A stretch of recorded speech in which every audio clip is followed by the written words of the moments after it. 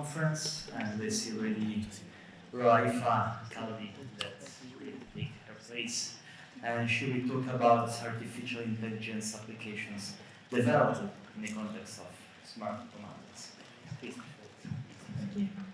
Hello everyone. So this talk will be about the AI applications developed in LifeWatch and mainly in Smart EcoMountains.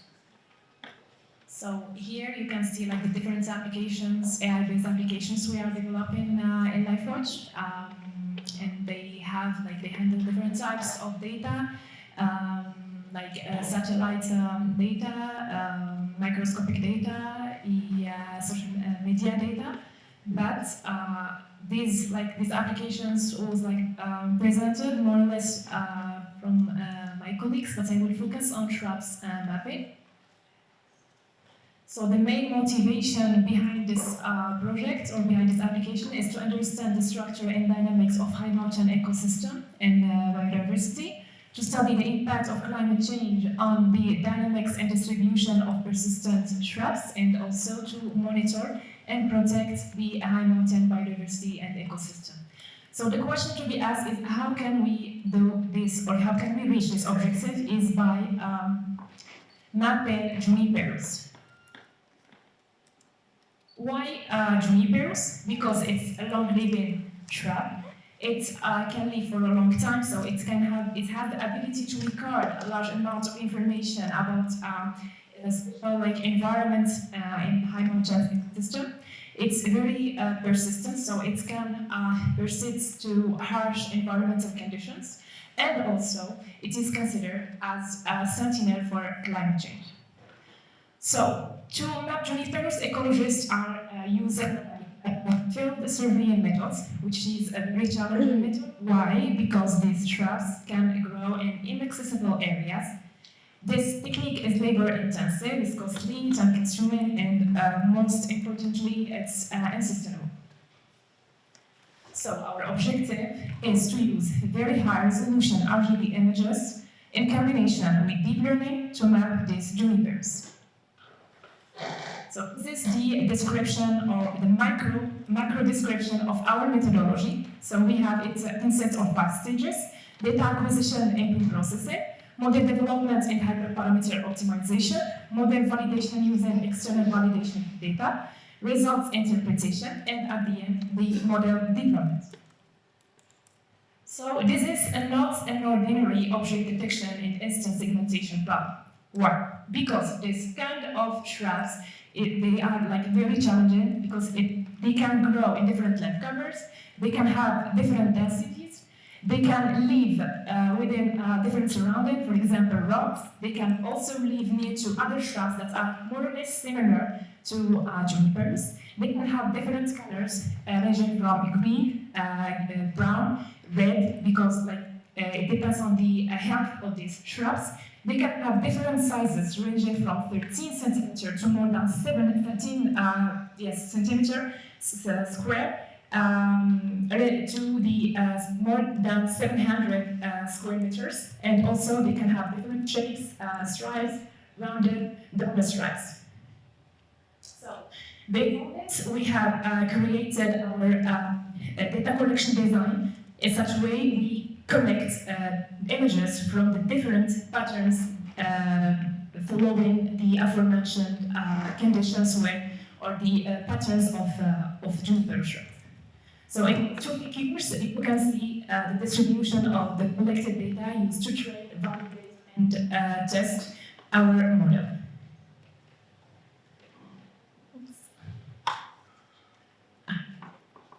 Okay, so we have our data is consists of different images, which of the size 448 by 448, with 13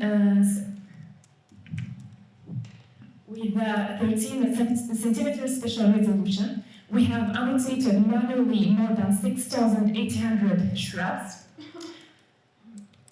So here in this figure, you can see the distribution of the area of the shrubs, which is very skewed to the right. So that's why we decided to tackle different ranges of shrubs, ranging from small very small, medium, large, and very large.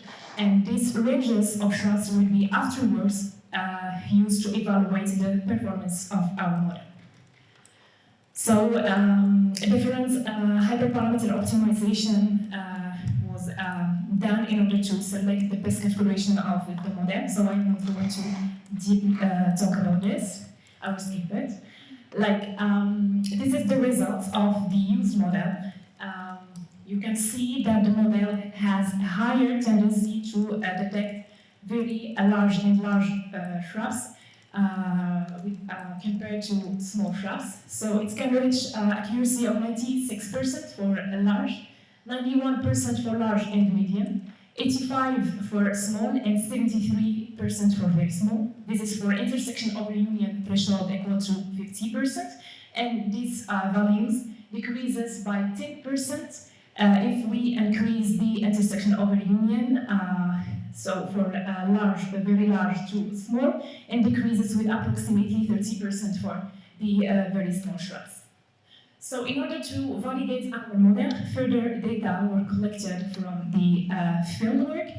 So we collected over 141, in fact we annotated 1,800 shrubs from different areas in Sierra Nevada. Okay.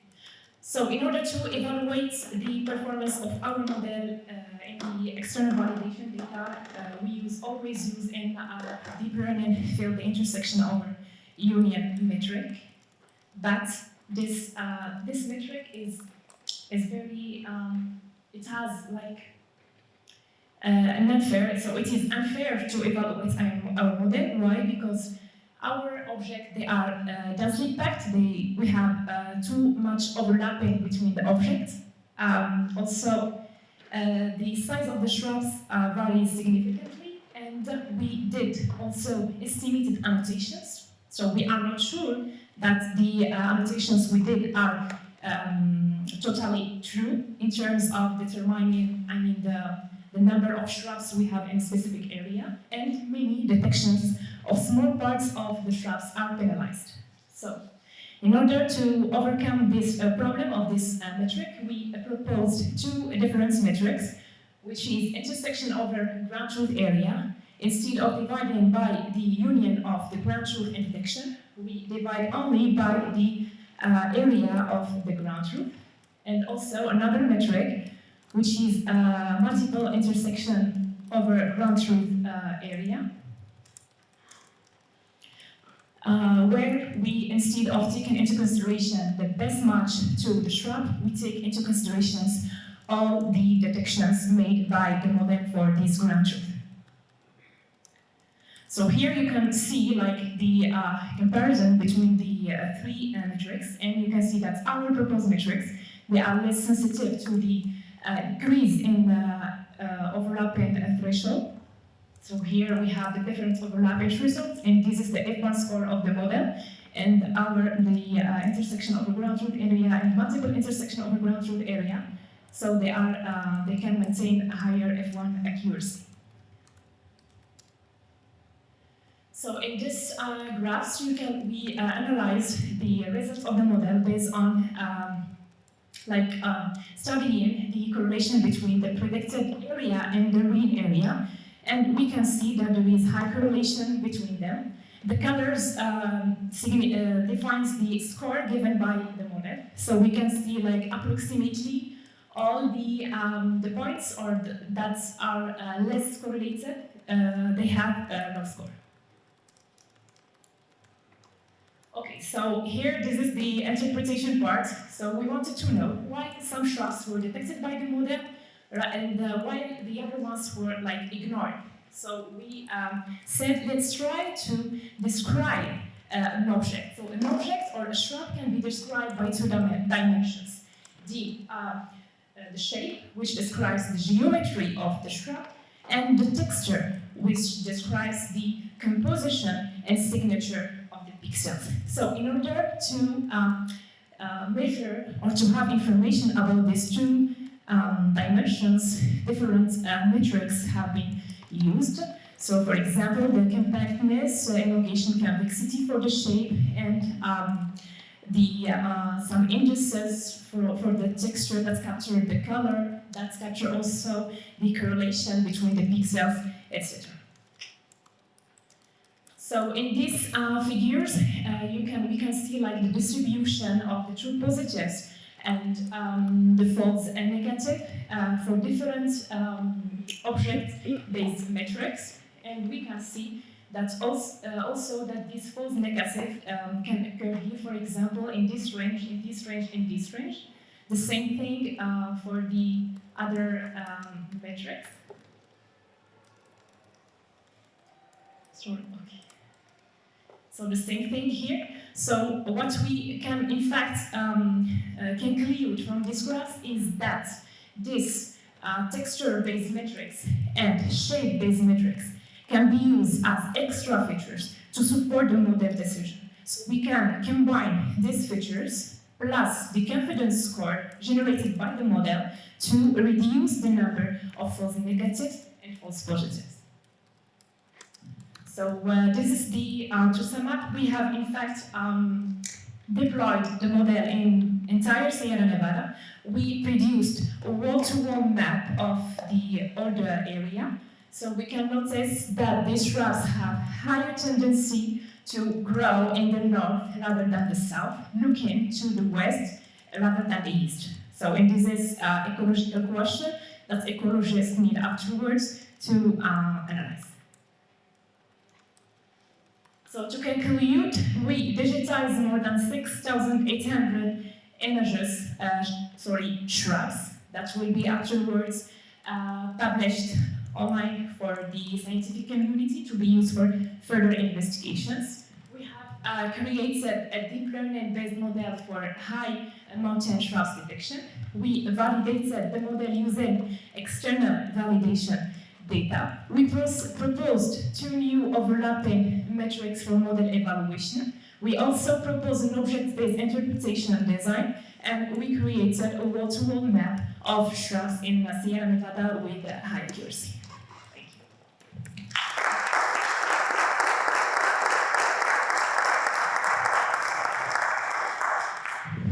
you, Rohaifa, for a very interesting presentation. Any question from the audience?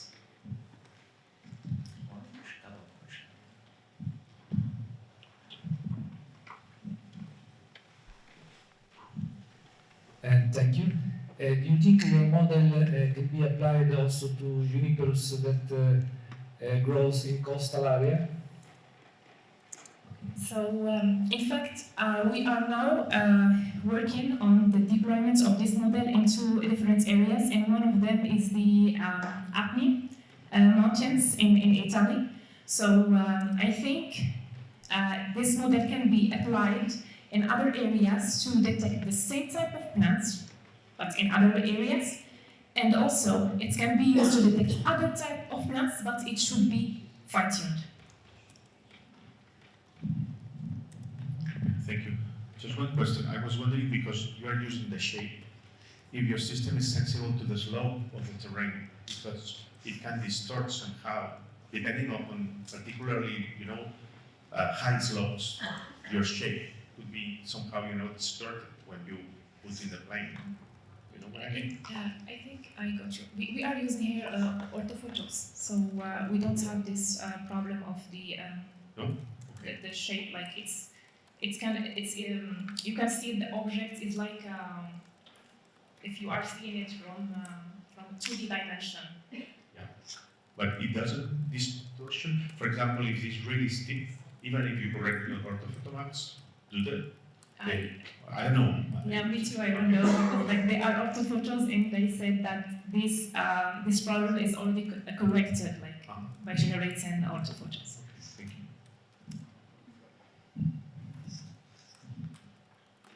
Thank you very much for your presentation. There are not any more questions. I will pass to the next speaker. So I asked José Manuel Ávila-Castuera to come here and talk. He will talk about the Agroecology Virtual Research Environment, a tool to enhance biodiversity in agriculture system based on collaboration between living labs and research infrastructures. Please, José, the floor is yours. Thank you.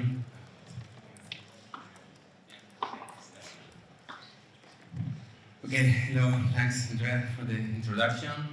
Good afternoon, everyone. Here we are presenting, we are bringing a glimpse of what we are doing in agroecology in LifeWatch ERIC from the ICT core as part of a excellent team of agroecologists trying to boost the transition toward agroecology in Europe. Nowadays, we really know that modern agriculture has succeeded to provide huge tons of food to the entire world, and we are happy to do that, but we know that the agriculture, the modern agriculture, has a lot of externalities that are not included in the economical models, and we are suffering them, we are paying for them.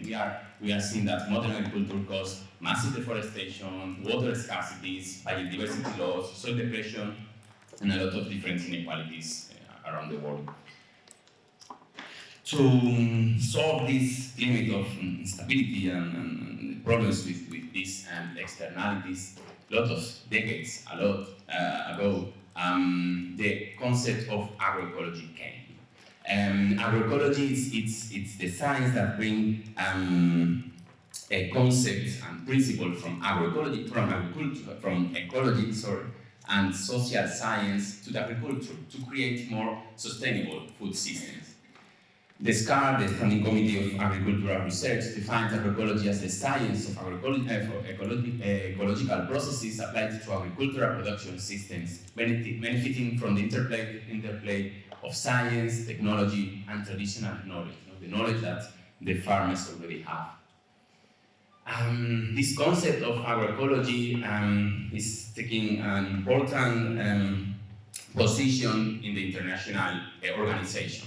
FAO started and established the 10 elements of agroecology trying to help the policymakers, the governments, the stakeholders to understand what is agroecology and how you can apply it in the field. But also the European Commission is contributing a lot towards a transition to more sustainable systems, trying to comply with the objectives that they established in the European Green Deal, the Strategy Fund 24, and also in the biodiversity strategy for biodiversity 2030. And these elements that the FAO established put on the top biodiversity. Biodiversity is a key element for agroecology. Why? Because we know that biodiversified agroecosystems bring a lot of different services for the ecosystem. No? They help the biodiversity and help to the nutrient recycling, to promote nutrient recycling, also help to microclimate regulations, also regulates the hydrological processes, provide also natural control of pests and diseases, etc., etc. If we are able to provide more diversified agroecosystems, we can guarantee the sustainability of these systems from an environmental, economical, and social perspective. Okay, that's the context, and a part of this strategy to bring this agroecology transition in Europe, the European Commission established several projects, and one it's already, and LifeWatch ERIC is part of this project. This project is paving the way, is starting the basis of a future European network of living labs and research infrastructures on agroecology, because they think that these two elements, the living labs and the research infrastructure, can work together to make this transition real, to the reality. In this project, they analyze, we are analyzing what is a living lab, what is a living lab in agroecology, and what is a research infrastructure, and how they can contribute to the transition. No? Why? Because living labs are composed by different users, different people from the farms, we have farmers, we have researchers, we have citizens, we have consumers, and also we can have the public administration to solve specific problems, local problems with innovation. And so they can bring the research to real practice in the field. And the research infrastructure can help, can support to provide science-based information to identify if something is working or not, and can help to identify these good practices. So working together, they can contribute to produce more sustainable systems. In this project, we started from the basics. We defined what are the principles, what are the vision and mission of a network of agroecology living labs and research infrastructures, and we map in all Europe what is working and where. Laying this foundation, as we call the first phase, we start defining a pilot network of living lab and research infrastructure. We started working from the beginning with the end users. With them, we are helping to share knowledge, manage the data, to provide with a capacity building program the tools that they need to face and to improve and to know better what is agroecology and how to apply that, and also analyzing how to implement this future network, asking directly to them what are the added value of a network of living labs and research infrastructure. With that pilot network, as part of the Work Package 6, that is knowledge management, knowledge and data management, LifeWatch ERIC wanted to provide a virtual research environment for them to use and to work with the data that they already have, to try to share and create new knowledge in an innovative way. How we started working with the user, a user group. We defined a key user group from the pilot network and trying to understand what they need. And we started from the beginning showing what they can do with a virtual research environment, and we learned a lot about this process, and as Christos said before, we need to work what they need. And we were really ambitious from the beginning, and we realized that they were really reluctant sometimes to share data, and so that phase was really risky for us, and we changed entirely the paradigm of the creation of a virtual research environment. So we start identifying with them the needs, the real needs about data, we can say. Then we try to prioritize with them, understand these needs, trying to translate into requirements, and prioritize them, and start validating the first prototypes and the next release with them. So we did many different online sessions, brainstormings, trainings with the tools, with the different release of the tools that we were developing, and also some meetings for update and upgrade the tool. From that, what we got is a tool. We asked them, what data do you want to share? And from the beginning, they are not going to share the data about production, about the practices. They are reluctant from the beginning. They don't know how to work with that in a network that it doesn't really exist. The community of practices is starting right now working together in a network. No? So what they needed a space for collaboration, helping them to network, to do networking, to share knowledge, and to facilitate the communication.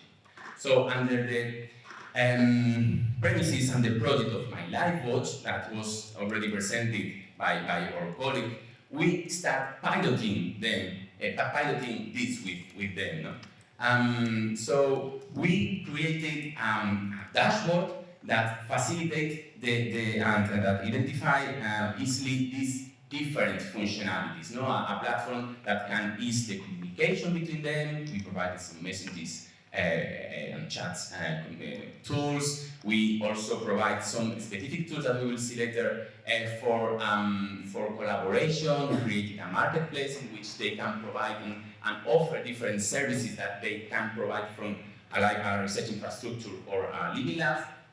and also to facilitate the sharing of knowledge with a specific repository. So we bring this dashboard with these functionalities. One of the first things that they wanted is a map. They wanted to know where they are. So, and this is data that it's not the data that we imagine from the beginning when we're thinking more on best practice methodologies, contextual environmental information. But we provided this map, in which they can see where they are working, and clicking on them, going directly to their specific space in which they can see what they do, the contacts, and they can easily start a collaboration. We also provided, so if you click on the map on the different living lab or research infrastructure, they go directly with their page with specific information that they wanted to share, that they wanted to see in others to understand what they are doing. Also, we bring a marketplace. They wanted to offer specific services. They can monetize at some point some of the knowledge that they already have, that they are developing during some years in here. No? So easily they can click on the different opportunities one and other provide and start making a collaboration. Also, because we also offer different possibilities with the keywords that they already provide, we can make suggestions. It's easy for us to link the different keywords with the different metadata of information that are located in the platform to suggest specific people with your similar interest or specific opportunities that are close to your interest. And also specific tools for facilitating the collaboration, to identify these opportunities in the marketplace, to link the people in your network, etc., etc. And finally, a repository linked to their institution and linked with specific metadata in which they can upload specific videos, training, or whatever they want. This is the very beginning of a future virtual research environment that we are imagining, with plenty of services that we are also developing in LifeWatch ERIC, but it's a start. We need to start creating trust now and promoting this change of culture that Christos also mentioned, and trying to facilitate the sharing of data. We can work later in a space for gathering, processing, and integrate different data sets that probably they need to do with their experiments. We can also provide some workflows for monitoring and evaluation, that it's really important for them to identify if what they are doing is agroecology or not, or the impact that it can have, and also decision-making tools to help them to identify the best practice for them.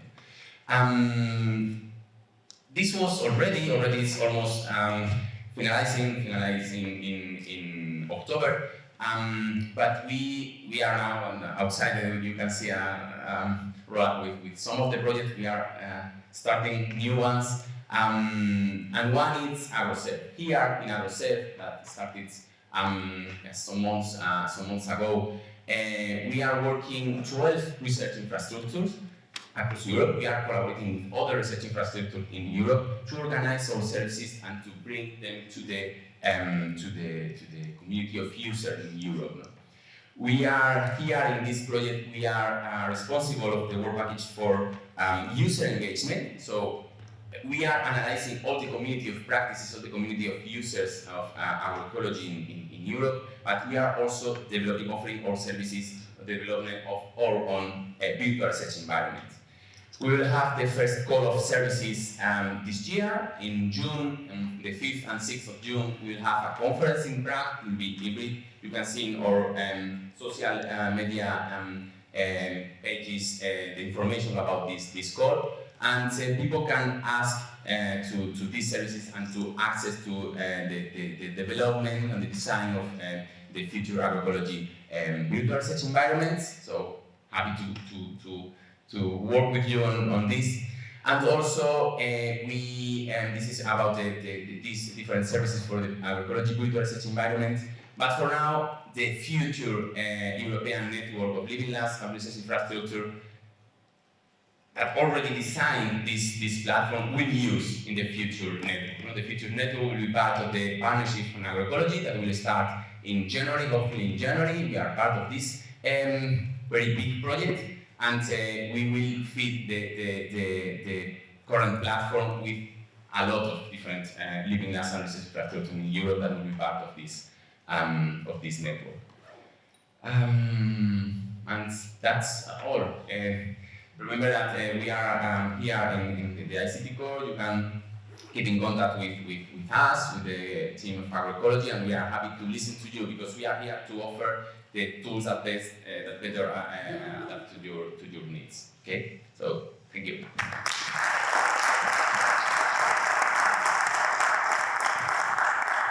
It was a very interesting presentation.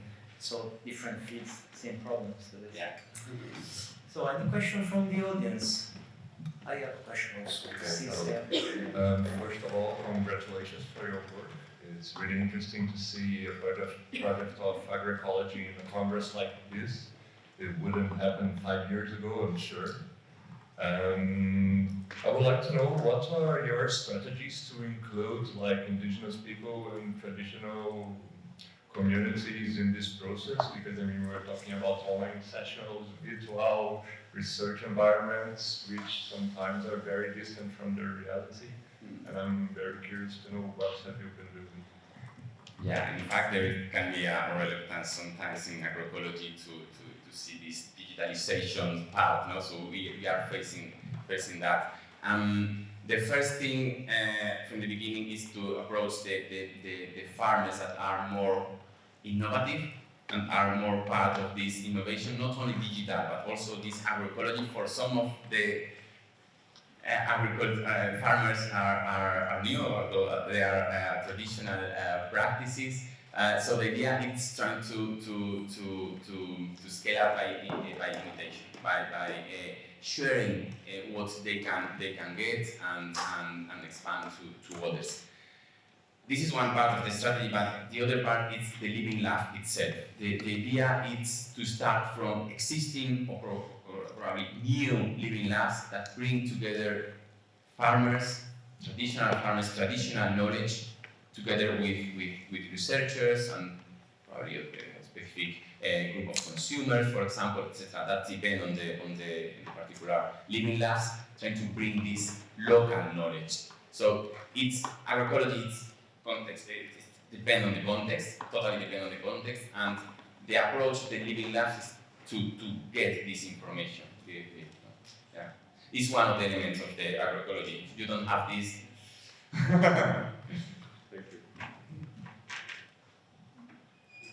Any other question?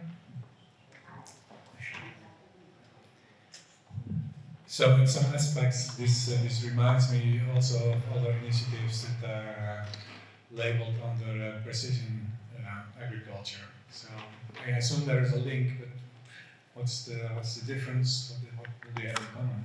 yeah, precision agriculture, you mean? Yeah. It's also probably sometimes controversial. What is agroecology, reduction of inputs and the digital world. We are part of another project that is Path to There. The idea of Path to There is to bring the digital world to agroecology. And what we are doing there is trying to create a repository of digital tools that are linked or can be used, can be labeled as agroecology, that can help agroecology. So the intention of the European Commission is to bring together, to close the digital world, no? and the digitalization of the agriculture with agroecology. Because agroecology, the agroecology can be helped a lot from the digital services, the digital tools, the sensory, because you can monitor what you are doing, you can optimize the efficiency of the system. So there is a bridge, and let's see how it's going. But we are part of a project that we are trying, it's another coordination and support action, starting after this, trying to create this bridge between the precision farming and the agroecology. Thank you very much, José, again for your presentation.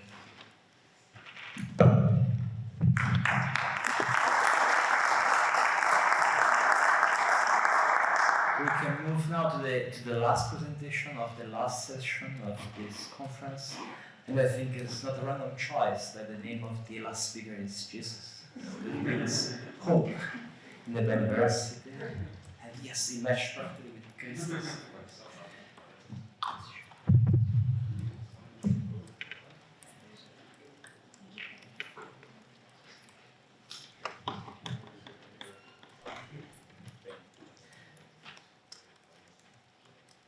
So Jesús Gallardo will present us the presentation titled Towards the Implementation of a Certification System for the Monetary Valuation of Agroecological Practices based on innovative use of BEeS and species traits. Please. Thank you. Good afternoon, everyone. Well, the topic today is a bit complex because it's quite broad, and I myself am not specialized in all the areas that I'm going to try to explain today. But we, in the team of LifeWatch ERIC, we have identified a very unique opportunity, and the beauty of delivering this speech after José Manuel is that he's done half of my work already, which is very nice.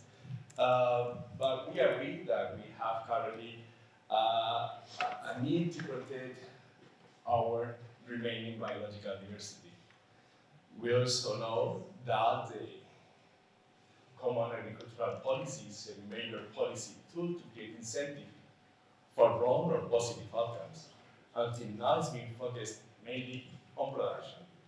So it's been proven already that it had the wrong incentives to preserve the environment and to evade climate impacts. So now with the new policy in place, there are some reforms being introduced as the sustainable systems of agriculture and forestry, which is in line with the EU Green Deal for climate biodiversity and ecosystem services preservation.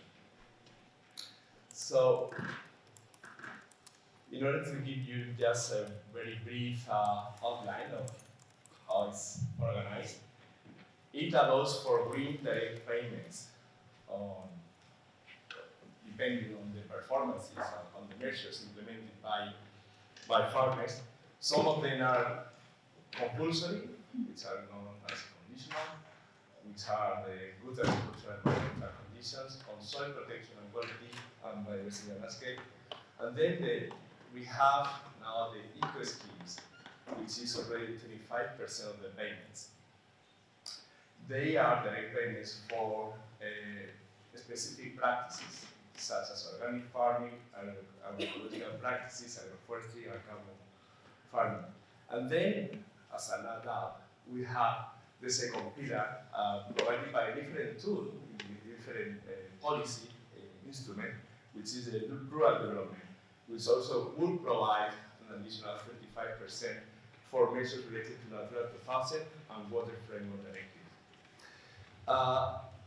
There is a new introduction now in the CAP policy, which is not looking at just the implementation, but also the efficiency. How efficiently are you achieving the goal? Are you actually preserving? Are you just implementing? Or is actually adding up the value of preserving the environment and climate? So it's very important also to note that currently eco schemes are not compulsory for farmers, but are for the countries. While additionally, a 2 years period has been given to increase farmers' buy-in to the process. Farmers take up to decide what are they going to do in their land. These, as depending on your background, as a biologist, conservationist, environmentalist, is a unique opportunity because we have the chance to reverse current trends. Can we actually do our bit to increase farmers' take-up, to foster the adoption of environmental measures? How can we do that? How can we help them? So, things happen when there is enough incentive. That's clear, right? So we have the funds already available policy, by the CAP, but can we also do something else? Can we facilitate implementation? Can we facilitate monitoring? Can we help with progress, assessment, certification, validation, and so on? Can we actually help to get the money for the direct measures being implemented? I think the answer is yes. We have, among the different capabilities of the teams and scientific community of practice integrating and supporting and collaborating with LifeWatch, we have an opportunity to guide, to support the measures. I mean, Jose just gave us an example. To validate, monitor, and report and certify the measures, but also to, let's think a bit beyond that, certify what? Can we certify that the measures are effective? Can we add a scoring rating system to the measures of the being implemented by farmers? So from what we assess, what we are seeing is that the EBVs, among other parameters, do have an opportunity. Mainly the group of ecosystem functioning and ecosystem structure. They have an opportunity. We are already working on using EBVs to assess conservation status of the different ecosystems and habitats and species and populations and so on, the different units, while we also could have the species and other groups useful. They are useful for the rating system. Long-term monitoring of the outcomes, long-term monitoring of the achievements of the measures being implemented. So we are looking at two-fold approach. It's not just validating what's been done, it's also to enable long-term monitoring, which also will feed into policy policy adjustment, on protocols, on management plans adjustment. These other project called Europe, they have agreed on 70 different EBVs that are already, they think that that's sufficient, that's enough to assess the conservation status of a certain area. But on the other hand, they have found, they have done a humongous work in assessing the reliability of using those EBVs, creating and using those EBVs. And they found, for the majority of the EBVs, they found two main problems, two main bottlenecks, which are the lack of data integration, surely, data availability, but also the lack of long-term secure funding. Of course, funding for data, for quality data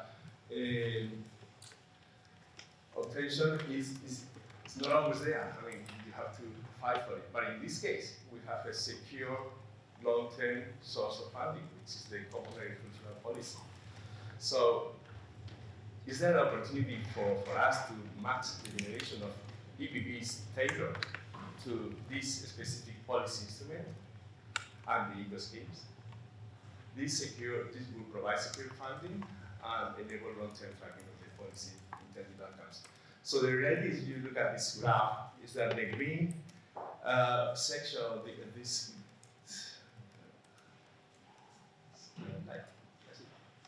green part represents the quantity of money available for green payments, without counting the rural development policy ones. So this will set a minimum. Look, this is now, I mean, who knows what's coming after that. So this sets a minimum market of 5.5 billion of euros. So I think we have already covered the incentive for funding. So do we have in front of us an opportunity to start working on tailor-made EBVs workflows integrated in LifeWatch BEeS that could help the certification and to secure payments in the long term? Is that an option for us at this moment? Do we have the capability to integrate remote sensing plus field observations, but also couple that with the state-of-the-art blockchain and the token system, in order to provide a credible, safe, guaranteed, and efficient environment for the practices being implemented. So let's think about a tailor-made system. A tailor-made, let's call it green cap integrated management system, can be an optimal solution in order to provide this safe environment. So from the measures being effective, that can be monitored, that can be practices can be validated, that so on we can certify. And you know what's happening nowadays? We have financial firms everywhere in Europe that are placed, strategically placed in rural areas to advance money for farmers that are actually implementing measures. Farmers, because we have different payment type of payments in the CAP, so they are already placing themselves in order to do the paperwork, in order to facilitate the process of farmers. I mean, they obviously get a margin, they provide a credit, and they get a margin. So is there an opportunity for a service of this type to provide more clarity, more policy efficiency, monitoring, reporting, and so on? So I think we are in a situation that we can provide a multiple win. It's not like a win-win situation. It's a win, a win, a win, and a win. It's a win for farmers, for environment, for policymakers, for scientific community, and the finance sector. But also will help us to continue also securing data and having the possibility of influencing new CAP policies for the long term. And I think if you add up the blocks and you add up the services, we can be thinking of, we have had our hand, not now obviously, but we will see, or we will be thinking on direct payments for the preservation of environmental areas and units. And that's it.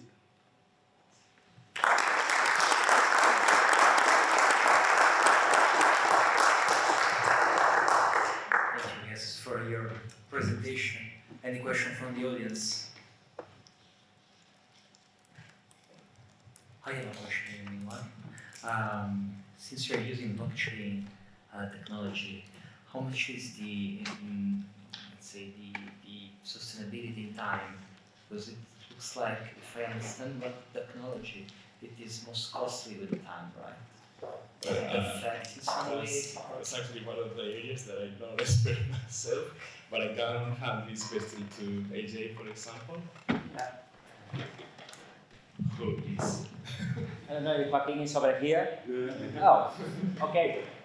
Joaquin is the father of the creature, okay? But the point is very easy. You know that there are many different ways just to manage blockchain. Only two of them requires right now high computational needs and energy. And of those two, one of them recently just dropped that way and used another way. And here, people explain It's only the blockchain system have what we call, technically speaking, what we call a consensus protocol. When the consensus protocol is the one called proof of work, that is tremendously costing in terms of energies, fees, and everything. That is typical of Bitcoin. And previously of Ethereum, but Ethereum now has changed to a very sustainable, very sustainable, which is, there are some sustainable consensus protocol, proof of stake, proof of authority, etc. In our blockchain system, we always are using proof of stake, which you can have an idea, you can execute proof of stake in a single computer. That is all the cost it has. Okay? Bitcoin is another world. Another world is, the moon, and we are in the air. That is the main difference. Okay? And there are fees in almost all the blockchain system. There are fees that you have to pay for every transaction. It's not the case of our blockchain system, which is what we call a gas-free blockchain. So you don't have to pay anything for a transaction. Okay, so no limitation, basically. No limitation. Yeah. Thank you. Okay. So there was a question from the audience.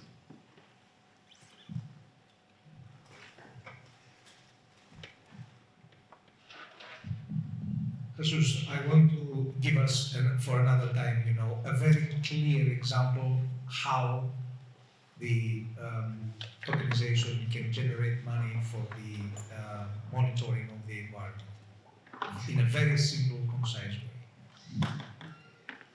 Yeah, so at the end, currently farmers do have to maintain, to implement measures, They need to maintain records, they need to deliver reports, and they need to maintain those records and then create the reports in order to certify that they implemented the measures and get the money. That obviously is a big effort for someone who is actually a farm producer, is not an auditor. So on that cost, if we reduce the marginal cost with the scale capacity that we have already our business case in place. And the effort, exactly. So we should be looking, we need to be looking at how we can reduce current costs, but also what are the funding opportunities that this methodology can provide to the market. Does it make sense? Thank you, Sam, and thank to all the speakers. No, there is no question. Okay, I see that my role has changed. So, really fast, exactly about these forms that you were talking about, that farmers have to fill, right, to have these compensations. It's a problem everywhere. So I was wondering if there's any plan of participatory certification, of self-governing between the close-by producers or things like that. Well, what I know of, I don't know if this answer is exhaustive, meaning that it provides the same for every case. What I know of is that you have already consultancies all over business that are doing actually their work for the people. So currently people is paying for that. I don't know how they do it, but they know they advise, but they advise on everything. They advise not only on the measures, I mean, currently they are sure that they are like squeezing their brains to get to know how the eco schemes will work because this is a new one. But I'm sure that they also advise on herbicides, and they also advise on fertilizers, and they also advise what's going to be the most productive product that is going to be useful for that year. To me, and this is an additional comment actually, we are under the situation of El Niño. We are expecting severe droughts in the next 5 years. So we have a situation in which many lands of Europe will be looking at subsidies because they're not going to be able to produce as much as they were used to. So we are having this unique opportunity. The policy is saying to the countries, you need to implement the eco schemes. You have to dedicate part of the payments to eco schemes. But the farmers, they don't have the capacity yet. So they have this 2 years gap. I mean, we should be taking this opportunity to put all the processes and protocols in place in order to, this is about reversing, preserving biological diversity and environment and the climate in Europe. So we have this opportunity in place. The first day in the panel of the discussion, it was our colleague who is an economist, Fernando Rodriguez, and he said, out loud that the markets are on their way to invade, the environmental policies, to invade the implementation, to invade, the greening and the restoration and everything. And I suppose that we should strive, for synergies with this kind of people who know the markets, who follow the markets, and make our infrastructure receptible, to be able to cope with these changes in the market. If you know me this word, Christos, I totally agree with that. Change is not going to happen in any field of expertise or in any area of economy until capital is placed so they can continue business. Or they, or capital, or all of us. We are part of the economy as well. So we need to integrate in there, that's for sure.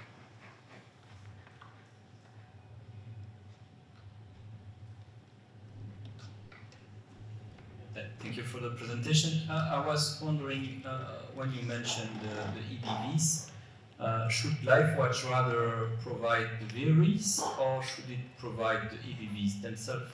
What do you think would be the most useful for the community? Depends on the time frame of your project.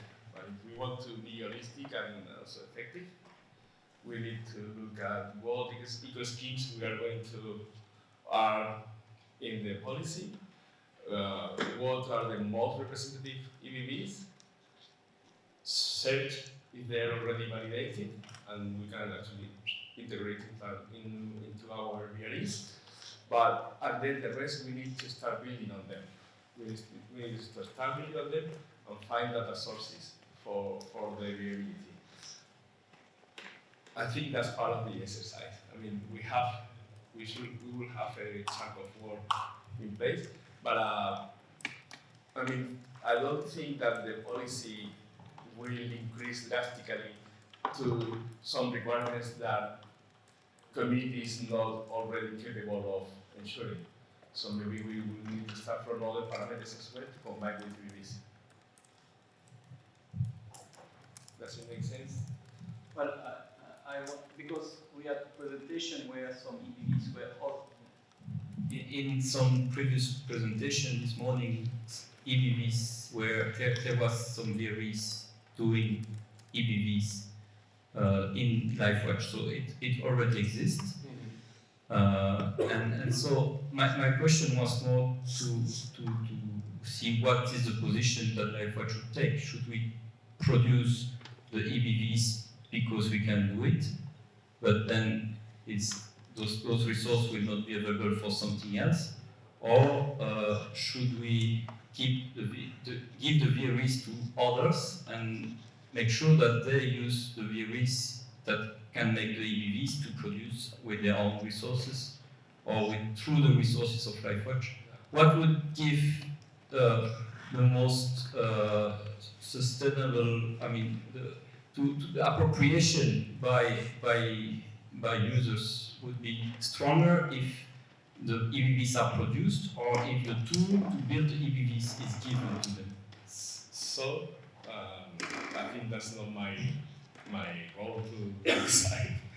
But my personal opinion is that what should be looking at providing the whole product, from EBVs to monitoring capacities and so on, in collaboration with whoever. But I mean, the blockchain is integrated already in the platform, so I mean that's one of the most. So that's the same. So that's one of the most valuable products that you can have. I mean, you have the certificate, you go to a bank, and you get the money before it's processed through all the bureaucracy of Europe. I think that's a really good incentive to adapt into this management system.